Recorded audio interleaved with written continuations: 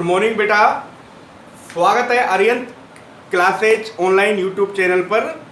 मैं मोहन किराड़। तो स्टूडेंट्स, आप सभी को परिचय मैं अपना पहले ही करवा चुका हूं और आज हम बात करने जा रहे हैं बेटा 11th क्लास की। और 11th क्लास में हम लोग पॉलिटिकल साइंस के बारे में आज कुछ अध्ययन करेंगे। देखिए, कुछ बेसिक नोट्स थे जो मैंने आपको भेजे थे और कहा था कि आप लोग इनको अच्छे से पढ़ें और समझें, और ये भी कहा था कि आप साथ ही साथ इन जो नोट्स भेजे गए हैं इनको अपने रजिस्टर में नोट आउट कर लें। ठीक है बेटा। फिर कहा गया था कि कुछ भी क्या है कि थोड़ा सा समय लग गया था आपके बैच बनने में। और वो समय क्यों लगा था? जो आप ये इस समय महामारी का जो शेड्यूल देख रहे हैं, महामारी को देख रहे हैं ना, इसमें इतने अस्त व्यस्त हो रहे हैं सभी लोग कि जिसकी कोई समय सीमा नहीं है। तो हम बात करते हैं पॉलिटिकल साइंस की। जैसे उस दिन हमने बेसिक पॉलिटिकल साइंस के बारे में पढ़ा था, ऐसे ही कुछ आज बेसिक पॉलिटिकल साइंस के बारे में हम पढ़ लेते हैं 11th क्लास के लिए। तो 11th क्लास के लिए हमारे पास बेटा दिख रहा है ना सभी को? शाबाश। तो 11th क्लास के लिए जो कि हम बात करने जा रहे हैं, तो देखिए बेटा, पॉलिटिकल साइंस सबसे पहले हम क्या पढ़ने जा रहे हैं? पॉलिटिकल साइंस जो हमारा सब्जेक्ट है, पॉलिटिकल साइंस। तो ये सब पता होना चाहिए आपको, क्योंकि आप सब्जेक्ट पढ़ने जा रहे हो। अब तक क्या है, 10th क्लास तक आपने सभी को एक साथ पढ़ा है। अब आप अलग अलग पढ़ते जा रहे हो ना। तो हम यहाँ पॉलिटिकल साइंस की बात कर रहे हैं। तो पॉलिटिकल साइंस में सबसे पहले आपको यह पता होना चाहिए कि इस पॉलिटिकल साइंस का जनक कौन है। सब्जेक्ट पढ़ने जा रहे हो भैया, तो ये तो सबसे पहले पता होना चाहिए ना कि पॉलिटिकल साइंस का जनक कौन है। कोई बात नहीं आता तो बेटा सीखने से ही सब कुछ आता है, घबराने की कोई ज़रूरत नहीं है। क्योंकि जब तक किसी नई चीज़ को नहीं पढ़ेंगे तो सीखेंगे कहाँ से। और कहते हैं ना कि वो व्यक्ति जिसने कभी गलती नहीं की वो नया नहीं कर सकता, क्योंकि नया जब ही कर सकता है जब व्यक्ति से गलतियां होती हैं। तो कोई बात नहीं, पैनिक होने की किसी प्रकार की ज़रूरत नहीं है। देखिए, पॉलिटिकल साइंस की जो उत्पत्ति हुई है ये पोलिस शब्द से हुई है। किससे हुई है? पोलिस शब्द से। और पोलिस ये शब्द है, ये ग्रीक भाषा का शब्द है। इंग्लिश में इसे पॉलिटिकल कहते हैं। ठीक है। अब पोलिस का अर्थ होता है नगर या राज्य। क्या होता है बेटा? नगर या राज्य। कि पोलिस का क्या अर्थ होता है? तो देखिए, पॉलिटिकल शब्द की उत्पत्ति ग्रीक भाषा के पोलिस शब्द से हुई है, जिसका अर्थ होता है नगर या राज्य। सीधी सी बात है बेटा। अब 11th और 12th क्लास में हमको पॉलिटिकल साइंस में कुछ सिद्धांत, कुछ व्यवहार, कुछ उपागम, कुछ राजनीतिक दृष्टिकोण, कुछ राजनीतिक अवधारणाएं, भारतीय संविधान, इन सभी के बारे में हमें अध्ययन करना है। किसका अध्ययन करेंगे? भारतीय संविधान का भी। तो भारतीय संविधान तो एक लाजवाब दस्तावेज है बेटा। जब आप पढ़ोगे ना तो आपको पता चलेगा कि हमारे जो लिखने वाले थे, जिन्होंने देश को आज़ाद करवाया था, जिन्होंने हमारे कानून को बनाया है, इतना शानदार कानून बनाया है कि पूरा विश्व आज भी अचंभित है। ठीक है ना। तो देखिए, पॉलिटिकल शब्द की उत्पत्ति ग्रीक भाषा के पोलिस शब्द से हुई है, जिसका अर्थ होता है नगर या राज्य। अब पूछता है, पॉलिटिकल साइंस हिंदी में राजनीति विज्ञान कह देते हैं भैया। क्या कहते हैं बेटा? राजनीति विज्ञान। अब पूछता है कि पॉलिटिकल साइंस या, देखिए मैं कह रहा हूं पॉलिटिकल साइंस या राजनीति विज्ञान, इनका जनक कौन है? अरस्तु है। कौन है? अरस्तु। वैसे तो एरिस्टो के नाम से इनको जाना जाता है, परंतु बोलचाल की आम भाषा में क्या कहा जाता है? अरस्तु। तो सीधी सी बात है, the father of political science या राजनीति विज्ञान का जनक कौन होगा? कौन होगा? शाबाश। कौन होगा? अरस्तु होगा। दिख रहा है ना? अरस्तु। ठीक है। अब ये बात हो गई। मैंने कहा था लास्ट वीडियो में भी आपको बताया था, पॉलिटिकल साइंस जब हम बात कर रहे थे, बेसिक नॉलेज की जब हम बात करें, कि अरस्तु अरस्तु को राजनीति विज्ञान का पिता कहा जाता है। तो पिता है तो दादा भी होगा। किसको दादा कहा गया है? दादा कहा गया है प्लेटो को। ठीक है ना। तो पॉलिटिकल साइंस में जो सबसे पहले हमें जो विचार मिलते हैं वो बेटा सुकरात के मिलते हैं, परंतु सुकरात के विचारों को कहीं पर भी पढ़ा नहीं जा सकता, इसलिए हम सुकरात के विचारों को प्लेटो के माध्यम से पढ़ते हैं। सुकरात के जो विचार है किसके माध्यम से पढ़ते हैं? प्लेटो के माध्यम से। ठीक है। तो यहां सबसे पहले जो नाम आता है वो सुकरात का आता है। सुकरात ने क्या कहा था? ज्ञान ही सद्गुण है। क्या कहा था? ज्ञान ही सद्गुण है। सुकरात के भी एक शिष्य हुआ था, चेला हुआ था, जिसका नाम था प्लेटो। प्लेटो ने क्या कहा था? न्याय ही सद्गुण है। ठीक है बेटा। फिर प्लेटो के भी शिष्य हुआ था अरस्तु। तो ये सभी बेसिक बातें हैं, इन्होंने भी सामाजिक, ठीक है ना, और वर्णनात्मक विज्ञान पर बल दिया है। तो ये जो बातें कर रहे हैं हम, या बेसिक्स जो बातें कर रहे हैं, इनको किताब में पढ़ लेंगे। ठीक है। तो इससे पहले हम थोड़ा सा भारतीय संविधान के बारे में जान लें कि भारतीय संविधान है क्या और इसकी आवश्यकता क्यों है। ठीक है बेटा। तो देखिए भारतीय संविधान, अपना पेन और रजिस्टर आप लोग साथ में लेके बैठिए, जिससे कि आप ये सब चीजें नोट कर सकें। ठीक है ना। और नोट करने के बाद, क्योंकि बेटा पढ़ा रहे हैं, बोर्ड पे पढ़ाया है, साफ हो गया, रजिस्टर में लिखोगे साफ नहीं होगा। अच्छे से आप उन चीज़ों को पढ़ सकते हो जो हम बात कर रहे हैं पॉलिटिकल साइंस में। हाँ, तो देखो किसकी बात कर रहे हैं? भारतीय संविधान की। किसकी बात कर रहे हैं? भारतीय संविधान।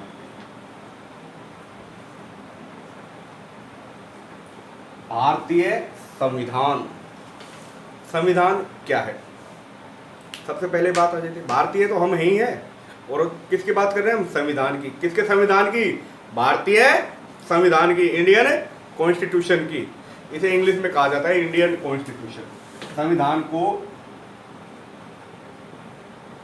कॉन्स्टिट्यूशन कहते हैं बेटा। क्या कहते हैं? कॉन्स्टिट्यूशन।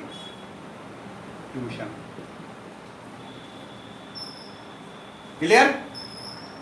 कि संविधान को इंग्लिश में क्या कहा जाता है? क्या कहा जाता है? कॉन्स्टिट्यूशन। तो देखिए बेटा, संविधान की बात कर रहे हैं, क्यों आवश्यकता हुई थी?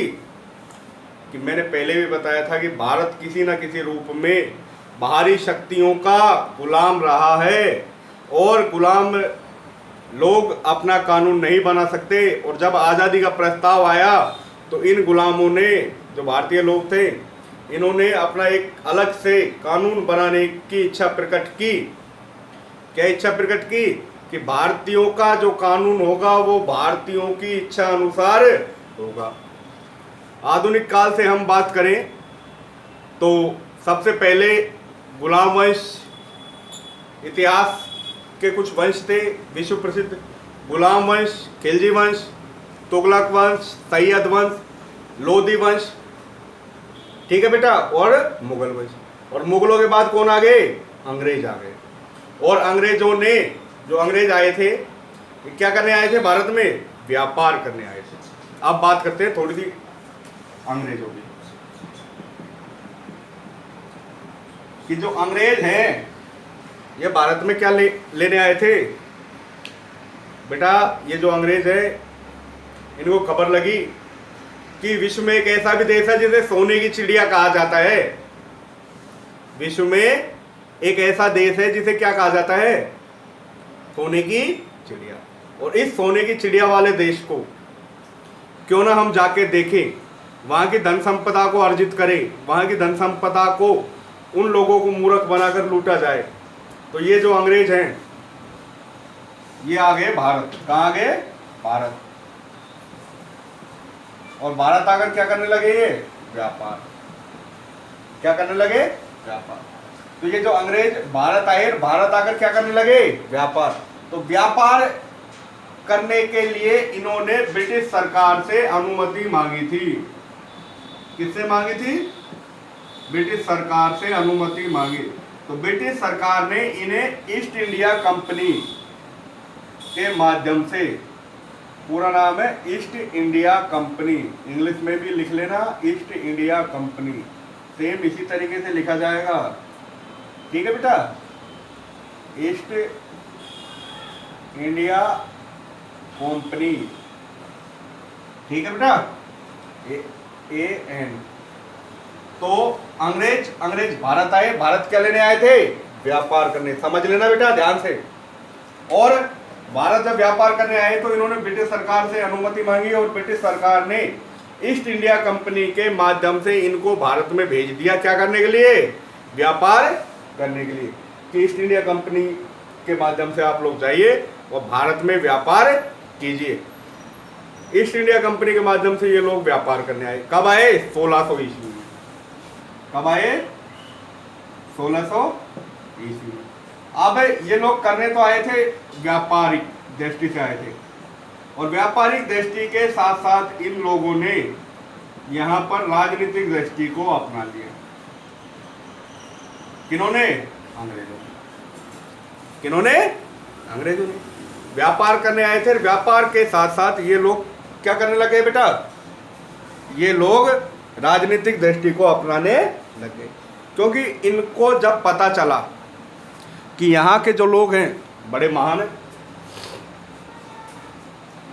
अंग्रेजों को जब पता चला कि भारतीय लोग बड़े महान हैं, अर्थात इनको भारत की कमजोरी के बारे में पता चला था, जो उस समय नहीं आज भी प्रचलित है। बेटा जब कोई व्यक्ति ऊपर ऊंचाई पर जाता है, कोई तरक्की कर रहा होता ना, तो सबसे पहले उसको मतलब हमारे ही लोग क्या करेंगे? टांग पकड़ के खींचेंगे। खींचते हैं कि नहीं खींचते? तो ऐसा ही उस समय भी हो रहा था। लोग जागरूक नहीं थे, अंग्रेजों ने प्रलोभन दिया, लोभ दिया और अपनी ओर मिला लिया। व्यापारिक दृष्टि से राजनीतिक दृष्टिकोण इन्होंने अपना लिया और धीरे धीरे धीरे बंगाल पर इन्होंने अपना आधिपत्य स्थापित कर लिया। और बंगाल पर जब इन्होंने अपना आधिपत्य स्थापित कर लिया तो इस समय भारत में 2 कंपनी का शासन चल रहा था। कंपनी थी ईस्ट इंडिया कंपनी, ठीक है ना? कौन सी थी? East India. उसके बाद ब्रिटिश क्राउन के हाथों में चला गया था ये सब कुछ, अर्थात ब्रिटिश सरकार के हाथों में चला गया था। तो जब ईस्ट इंडिया कंपनी व्यापार करने आई थी 1600 ईस्वी में, तो आराम से व्यापार कर रही थी। ये लोग कच्चा माल भारत से ले जाते थे विदेशों में अंग्रेजों के पास, वहाँ से माल को तैयार करके दोबारा से दुगनी कीमतों पर यहाँ उसको बेचा जाता था।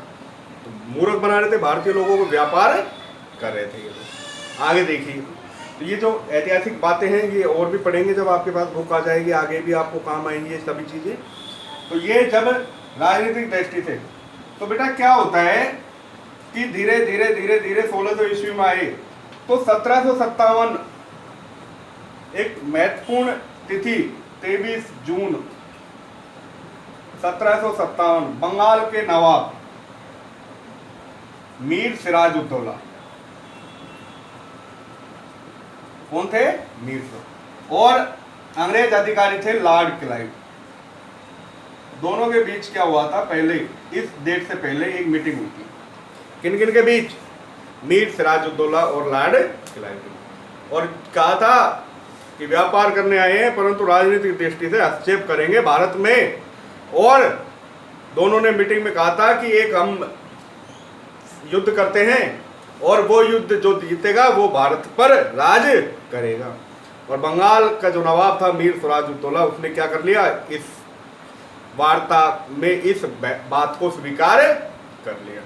और 23 जून 1757 को 2 व्यक्ति मीर सिराजुद्दौला और लॉर्ड क्लाइव के बीच एक युद्ध हो जाता है। उस युद्ध को प्लासी का युद्ध कहते हैं। और इस प्लासी के युद्ध में जीत हो जाती है अंग्रेजों की। अंग्रेज अधिकारी थे लॉर्ड क्लाइव। कौन थे? Lord Clive. और बेटा 1757 से ध्यान देना, अंग्रेजों का भारत में स्पष्ट रूप से आगमन 1757 ईस्वी में हुआ था, जब ये लोग प्लासी का युद्ध जीत गए। उसके बाद बक्सर का युद्ध, चौसा का युद्ध, कन्नौज का युद्ध, बहुत सारे युद्ध लड़े गए थे। ऐतिहासिक बातें हैं, आप पॉलिटिकल पढ़ रहे हैं। और 1757 के बाद 1947 तक ये अंग्रेज भारत में विराजमान रहे। इसी बीच 1857 की क्रांति भी हुई, जिसे भारत में भारत का प्रथम स्वाधीनता संग्राम कहा जाता है, प्रथम स्वतंत्रता संग्राम कहा जाता है 1857 की क्रांति को। लोगों में व्याप्त हो गया बेटा गुस्सा और कहा था कि हम इन अंग्रेजों को बाहर निकाल फेंकेंगे, और अंग्रेजों को भारतीय लोगों ने बाहर निकालने पर मजबूर कर दिया। परंतु लोगों ने कहा कि हम अंग्रेजों के कानून को नहीं मानेंगे, तो हम क्या करेंगे, हम अपना कानून अलग से बनाएंगे। और जब अलग से कानून बनाने की बात हुई तो भारतीय लोगों ने अपना कानून इस दस्तावेज के माध्यम से बनाया था। किसके माध्यम से बनाया था? संविधान के माध्यम से कानून बनाया था। अब देखिए भारतीय संविधान, इंडियन कॉन्स्टिट्यूशन, इसमें यह कहा गया था बेटा, इंडियन कॉन्स्टिट्यूशन में सारे बच्चे पेन और रजिस्टर लेके बैठिएगा।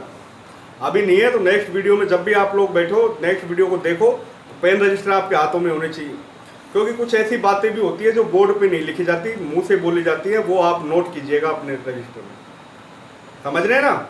शाबाश। आगे देखो, अभी पहली सीडी है और मैं चाहता हूं कि आप अभी से ऐसी तैयारी करें कि आने वाले, जब तक आप ग्रेजुएशन कंप्लीट करो, नौकरियां सफलताएं आपके कदम चूमे।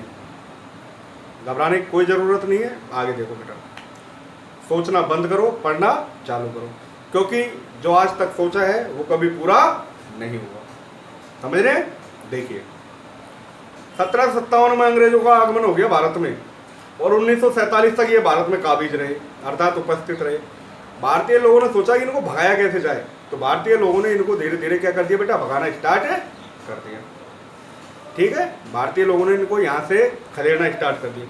गरम दल के नेता, नरम दल के नेता, उग्रवादी, उदारवादी, राष्ट्रीय कांग्रेसवादी, जनवादी, बहुत से लोग आए। इन्होंने सबने भारत में से अंग्रेजों को भगाने का प्रयास किया था। आगे पढ़ेंगे किताब में। तो इन्होंने भारतीय संविधान को बनाने का जो प्रण ले लिया था 1924 के बेलगांव अधिवेशन में। महात्मा गांधी ने कह दिया कि भारतीय लोगों का जो कानून होगा वो भारतीयों की इच्छा अनुसार होगा। महात्मा गांधी ने क्या कहा 1924 के बेलगांव अधिवेशन में कि भारतीय लोगों का जो कानून होगा वो भारतीय लोगों की इच्छा अनुसार होगा, इसमें किसी दूसरे देश का कोई हस्तक्षेप नहीं होगा। बात भी सही है कि जब हम कानून बना रहे, घर में खाना बनाते हैं तो किसी का हस्तक्षेप करते हैं क्या? नहीं करते। तो सीधी सी बात है, कानून बना रहे हैं तो कानून किसका होगा? हमारा होगा। किसका होगा? हमारा होगा। और हमारे कानून में वही बातें होंगी जो हम अच्छे समझेंगे, उचित समझेंगे, किसी के साथ अन्याय ना हो। तो अब बात करते हैं हम संविधान की, भारतीय संविधान।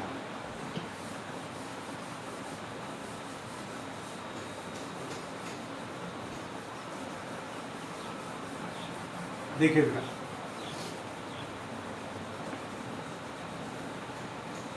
ये जो संविधान है, अच्छे से समझ लेना इस शब्द को, संविधान।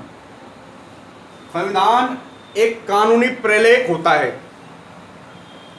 एक कानूनी दस्तावेज होता है, जिसके माध्यम से समाज में कानून का बोलबाला होता है। तो संविधान एक लिखित दस्तावेज है। देखिए संविधान भी दो प्रकार के होते हैं, एक लिखित होता है, एक अलिखित होता है। सीधी सी बात है। पूछता है कि संविधान, तो संविधान लिखित भी होता है और संविधान अलिखित भी होता है। परंतु हम बात किसकी कर रहे हैं? भारतीय संविधान की। तो भारतीय संविधान कैसा है? लिखित है। कैसा है? लिखित है। तो भारतीय संविधान लिखित संविधान है और अलिखित संविधान ब्रिटिश का संविधान है। ये जो संविधान है लिखित संविधान, ये लिखे हुए के माध्यम से चलता है। अलिखित संविधान परंपराओं के माध्यम से चलता है। किसके माध्यम से चलता है? परंपराओं के। कि राज घराने में ऐसी बातें हुआ करती थी तो वही बातें होंगी, ऐसा होता था अलिखित संविधान में। तो ब्रिटेन का जो, इंग्लैंड का संविधान है, यूनाइटेड किंगडम का जो संविधान है वो अलिखित संविधान है। ठीक है बेटा। अब आगे देखिए, हमारा संविधान कैसा है? लिखित संविधान। कैसा है? लिखित संविधान है। तो लिखित जो संविधान है भारतीयों का, यह संविधान लचीला भी है। कैसा है? लचीला। और बेटा साथ ही साथ यह संविधान कठोर भी है। कौन सा संविधान? भारतीय संविधान। तो संविधान एक लिखित दस्तावेज है, एक लिखित प्रलेख है जिसमें कानूनों का संग्रह किया जाता है। संविधान एक लिखित दस्तावेज है, प्रलेख है, इसमें कानूनों का संग्रह किया जाता है। क्लियर? अब आगे देखिए कि संविधान जो है इसमें विशेषताएं होती हैं, और विशेषताओं से पहले कि संविधान को बनाने में किन किन का योगदान रहा है। तो बेटा हम भारतीय संविधान की बात कर रहे हैं, तो सबसे पहले बात आती है कि भारतीय जो संविधान है इसके जनक कौन है। सबसे पहली बात, क्योंकि पॉलिटिकल साइंस के बारे में देखा, जनक कौन है? अरस्तु। ऐसे ही भारतीय संविधान, तो भारतीय संविधान का जनक या निर्माता, ठीक है ना, या निर्माता कौन है? डॉक्टर भीमराव अंबेडकर। कौन है? डॉक्टर भीमराव अंबेडकर। ये वो शख्स हैं जिन्होंने भारतीय संविधान को बनाया था, भारतीय संविधान को लिखा था। ठीक है बेटा, इनके पास इतनी उपाधियां हैं, इतनी उपाधियां थी कि इन्हें अमेरिका में, जो अमेरिका के राष्ट्रपति थे बराक ओबामा, 2 बार रहे थे लगातार, उन्होंने इन्हें सन ऑफ गॉड कहा था बेटा। ठीक है ना, और अमेरिका में इन्हें भगवान की तरह पूजा जाता है, भगवान की तरह पूजा जाता है। तो बेटा इन्होंने कानून ही ऐसा बनाया कि सभी देश भारतीय संविधान को जब पढ़ते हैं, देखते हैं, भारतीय संविधान की कानून व्यवस्था को देखते हैं, अचंभित होते हैं। ठीक है ना, तो भारतीय संविधान का निर्माता भीमराव अंबेडकर।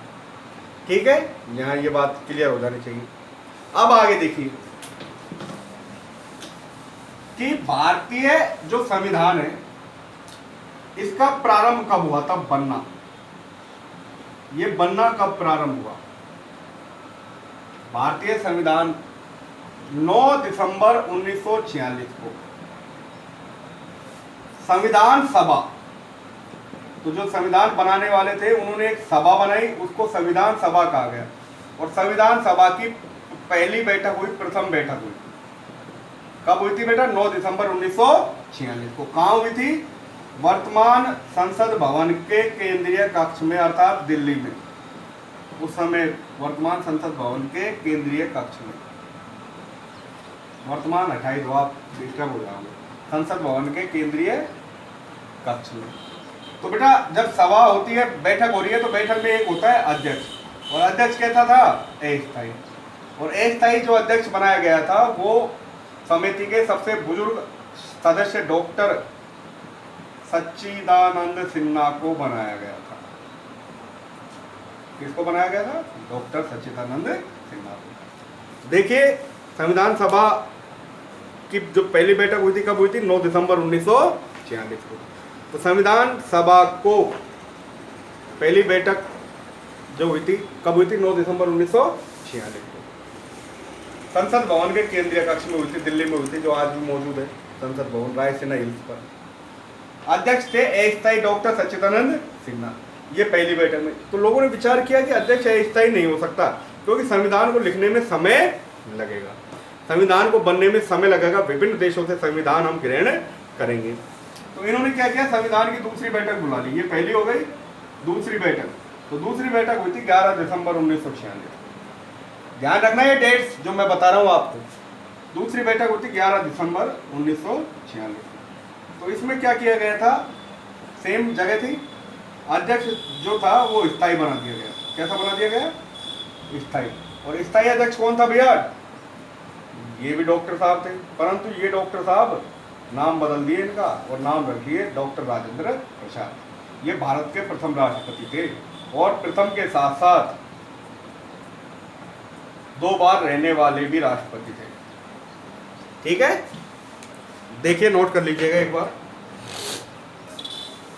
कि भारतीय जो संविधान है कब बनना प्रारंभ हुआ था।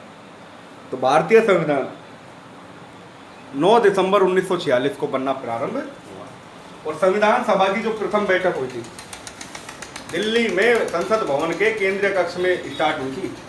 अस्थायी अध्यक्ष बनाया गया था डॉक्टर सच्चिदानंद सिन्हा को। अब ये सच्चिदानंद सिन्हा ही क्यों बनाए जब अस्थायी बनाए? तो क्योंकि ये सभा की समिति के सबसे बुजुर्ग सदस्य थे। कौन थे ये? डॉक्टर जो सच्चिदानंद सिन्हा थे ये सभा समिति के सबसे बुजुर्ग व्यक्ति थे और लोगों ने कहा कि जो सबसे बुजुर्ग व्यक्ति है उसको ही क्या किया जाए, समिति का अध्यक्ष बनाया जाए। परंतु बुजुर्ग है और लोग मर गया तो इसको अध्यक्ष कैसे बना देते हैं? अस्थायी। तो अस्थायी अध्यक्ष बनाया था डॉक्टर सच्चिदानंद सिन्हा को। फिर लोगों ने सोचा कि ऐसे काम नहीं चलेगा, अध्यक्ष स्थायी होना चाहिए। तो 11 दिसंबर 1946 को संविधान सभा की दूसरी बैठक हुई और दूसरी बैठक में निर्णय लिया गया कि अध्यक्ष स्थायी होगा, भाई परमानेंट होगा। और परमानेंट अध्यक्ष बना दिया डॉक्टर राजेंद्र प्रसाद को। और डॉक्टर राजेंद्र प्रसाद है ये भारत के प्रथम राष्ट्रपति थे। डॉक्टर राजेंद्र प्रसाद कौन थे? भारत के प्रथम राष्ट्रपति थे और एकमात्र राष्ट्रपति जो 2 बार रहे थे। क्लियर? 2 बातें हो गई। बनना कब स्टार्ट हुआ? 9 दिसंबर 1946 को पहली बैठक हुई थी। तो पहली बैठक होती है वहीं से स्टार्ट हो गया ये, इसलिए 2 बैठकें तो ये इसलिए बताई गई है क्योंकि इसमें अस्थायी और इसमें स्थायी अध्यक्ष होता है। अब आगे देखिएगा,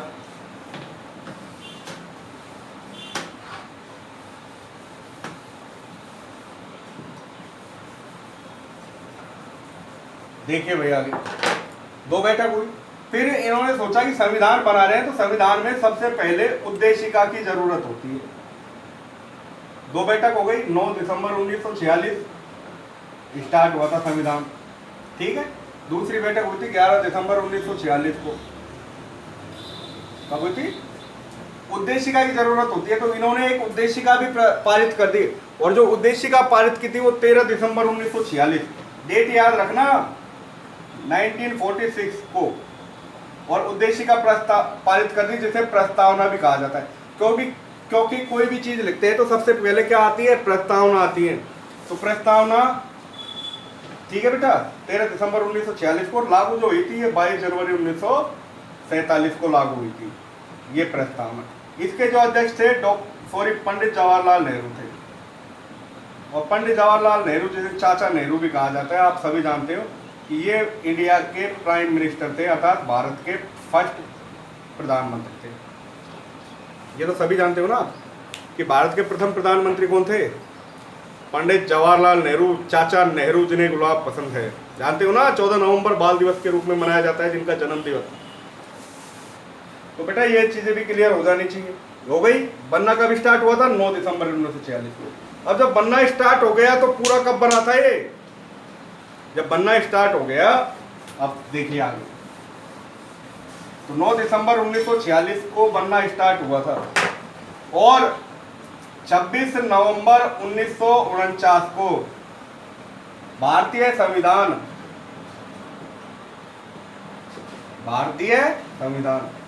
बनकर तैयार हुआ। और जब बनकर तैयार हुआ है भारतीय संविधान तो चालू कब हुआ था? 9 दिसंबर 1946 को। तो बेटा भारतीय संविधान को बनने में 2 वर्ष 11 माह 18 दिन लगे। कितने लगे?